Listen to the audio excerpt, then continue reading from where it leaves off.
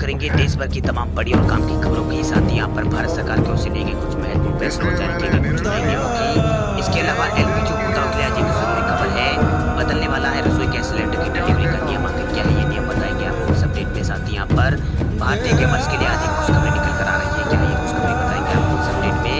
साथ ही बैंक खाताधारकों के लिए आज एक जरूरी खबर है। इसके अलावा ऑनलाइन अगर हो गए आपसे कहा तो तुरंत इस नंबर पर कॉल मिले की तुरंत मदद। आखिर क्या है पूरी खबर बताएंगे आपको इस अपडेट में।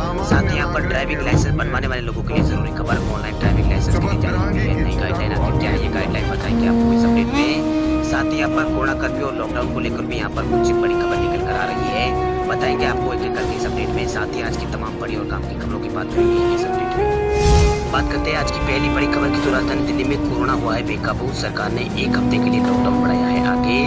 देश की राजधानी दिल्ली में कोरोना संक्रमण के कारण हालात यहाँ पर चिंताजनक बने हुए। इसी बीच यहाँ पर दिल्ली के मुख्यमंत्री अरविंद केजरीवाल ने यहाँ पर दिल्ली में लॉकडाउन को एक हफ्ते के लिए आगे बढ़ा दिया है। वही सीएम केजरीवाल ने कहा है कि दिल्ली में कोरोना का कहर जारी है, इसी वजह से दिल्ली में लॉकडाउन को अगले सोमवार सुबह 5 बजे तक के लिए बढ़ाया जा रहा है।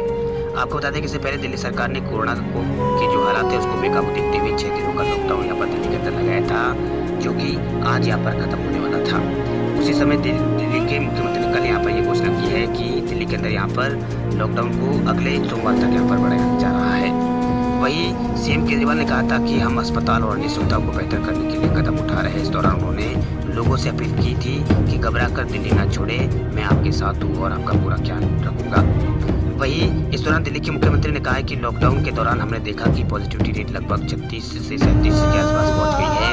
हमने दिल्ली में इतनी संक्रमण दर आज तक नहीं देखी है। पिछले 1-2 दिनों से संक्रमण दर थोड़ी यहाँ पर दिल्ली में कम हुई, जो कि एक राहत की बात है। अभी 30% के आसपास यहाँ पर आई है। अब बात कर लेते हैं अगले अपडेट की, तो ड्राइविंग लाइसेंस बनाने वालों के लिए जरूरी खबर, ऑनलाइन ड्राइविंग लाइसेंस के लिए जारी हुई है नई गाइडलाइन। ड्राइविंग लाइसेंस रोड पर वाहन चलाने के लिए एक जरूरी दस्तावेज है। अगर आप इसके बिना अगर ड्राइव करते हैं तो आपका कभी भी चालान कर सकता है। वही ड्राइविंग लाइसेंस बनने के बाद 20 साल के लिए महामारी के समय अगर आपका भी ड्राइविंग लाइसेंस एक्सपायर हो गया है तो आपके पास केवल 1 साल का समय है। इस दौरान आपने अगर अपने ड्राइविंग लाइसेंस को रिन्यू नहीं कराया तो फिर आपको एक बार फिर नए लाइसेंस के लिए आपको आवेदन करना होगा, यानी नया आपका लर्निंग लाइसेंस आपको नया बनाना होगा। उसके बाद फिर परमानेंट लाइसेंस बनेगा। ऐसे में आपको सलाह दी जाती है कि एक्सपायर होने से पहले अपने ड्राइविंग लाइसेंस को आपको रिन्यू करा देना चाहिए। अगर आपका ड्राइविंग लाइसेंस एक्सपायर हो गया है तो आपके पास ड्राइविंग लाइसेंस को रिन्यू कराने के लिए 1 साल का समय है। वही आप कोरोना महामारी की वजह से आरटीओ ऑफिस नहीं जाना चाहते हैं तो आप घर बैठे ऑनलाइन ड्राइविंग लाइसेंस के लिए अप्लाई कर सकते हैं। फिर बात करते हैं अगली बड़ी खबर की, तो महाराष्ट्र सरकार का बड़ा फैसला, 18 से 45 साल के सभी लोगों को फ्री में लगेगी कोरोना की वैक्सीन। उत्तर प्रदेश, पश्चिम बंगाल, उत्तराखंड के बाद अब महाराष्ट्र के लोगों को भी फ्री में कोरोना वैक्सीन लगाने का ऐलान हो चुका है। वही 18 साल से लेकर 45 साल तक की उम्र के लोगों को फ्री में वैक्सीन यहाँ पर लगेगी। ये ऐलान महाराष्ट्र की उद्धव ठाकरे सरकार ने किया है।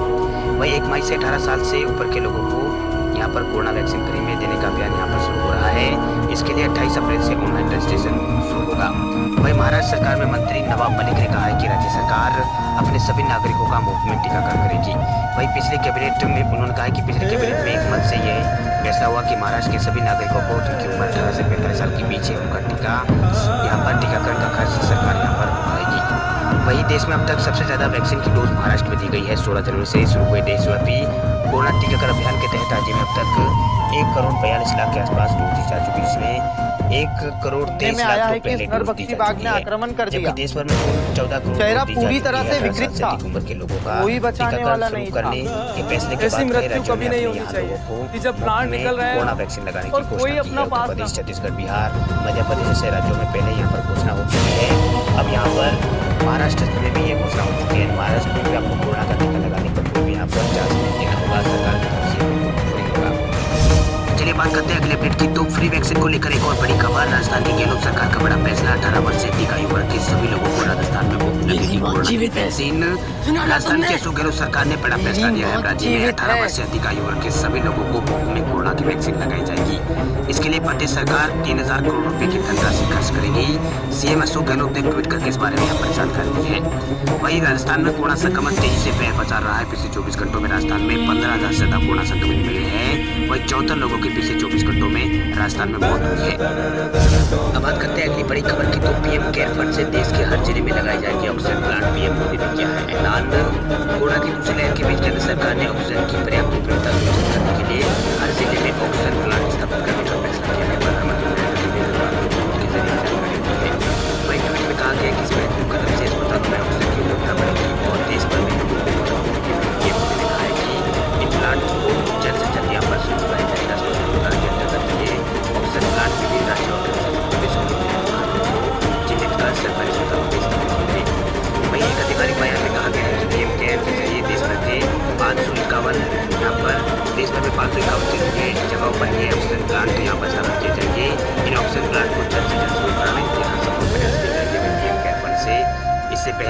के विभिन्न राज्यों में स्वास्थ्य केंद्रों में 162 पीएसए चिकित्सालय और ऑक्सीजन उत्पादन संयंत्र स्थापित करने के लिए 102.58 करोड़ रुपए आवंटित किए गए थे। वहीं प्रधानमंत्री के साथ ही देश भर के सभी जिला मुख्यालयों में जहाँ सरकारी अस्पताल है वहाँ हम यहाँ पर ऑक्सीजन के प्लांट का प्रस्ताव चलिए बात करते हैं अगली बड़ी खबर की। तो बदलने वाला है गैस सिलेंडर की डिलीवरी करनी है आसानी से आपके घर पहुंचेगा सिलेंडर।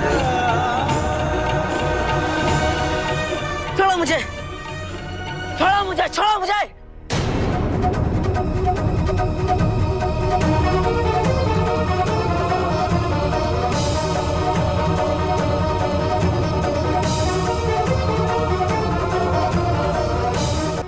छोड़ो मुझे, छोड़ो मुझे। छोड़ दो सर।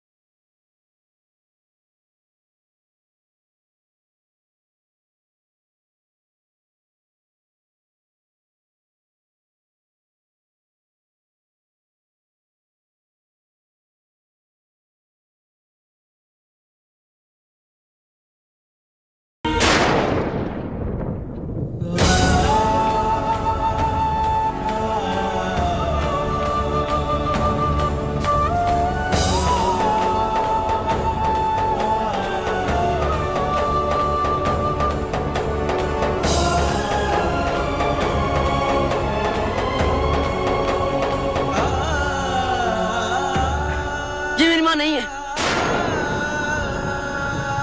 ये मेरी मां नहीं हो सकती।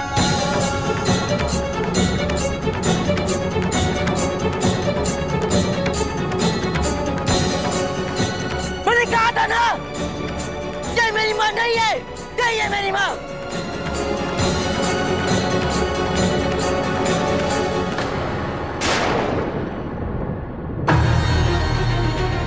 शतरंगी अशोक की मां?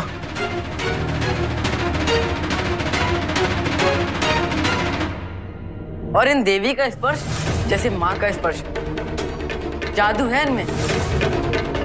अशोक बहुत साहसी है, पीड़ा में भी मुस्कुराते रहता है। ऐसी संतान का होना हर किसी माँ के लिए गर्व की बात होगी।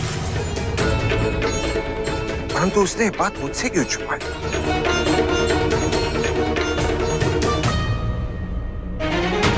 अशोक ने मुझसे ये बात क्यों छुपाई?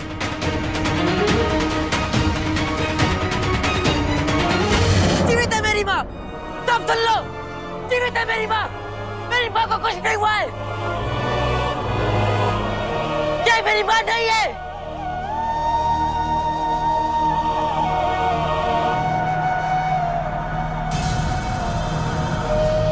मेरी माँ जीवित है मेरी माँ। क्योंकि अगर वो चोट भी आई होती सबसे पहले मुझे ज्ञात होता, मुझे।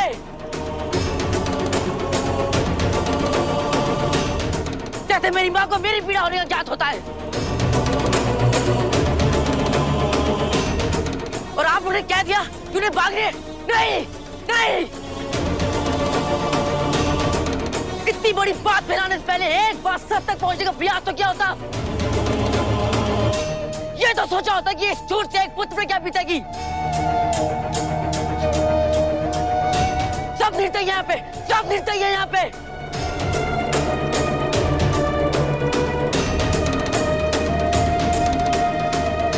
तो भगवान निर्दयी नहीं है, वो मेरी माँ को मुझसे कभी नहीं छीन सकते।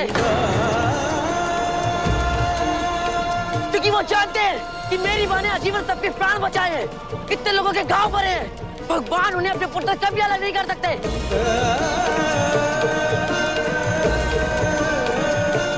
और मेरी माँ ने मुझसे कहा है कि वो मुझसे दूर नहीं जाएंगी, नहीं जाएंगी। और माँ मेरी झूठ नहीं कहती है।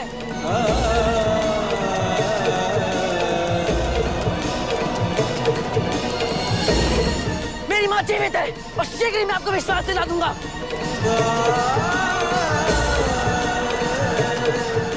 मेरी माँ जीवित है मेरी माँ। मेरी माँ जीवित है मेरी माँ। जीवित है मेरी माँ।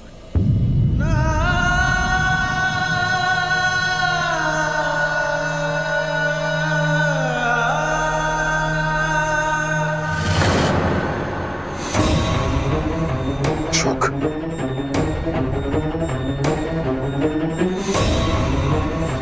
अशोक,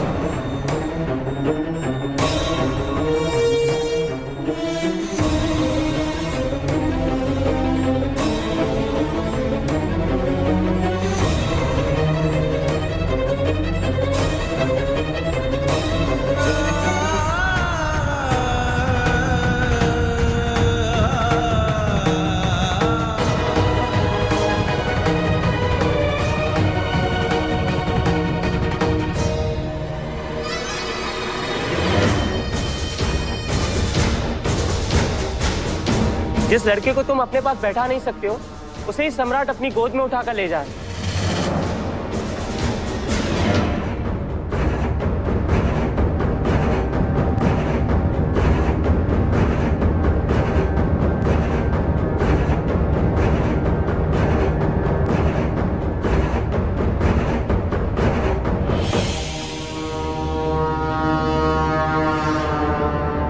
प्रतीत होता है कोई गहरा दुख पहुंचा है इसे। शरीर भी तप रहा है।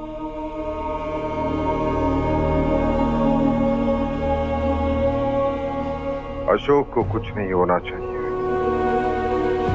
अवश्य सम्राट, मैं पूरा प्रयत्न करूंगा।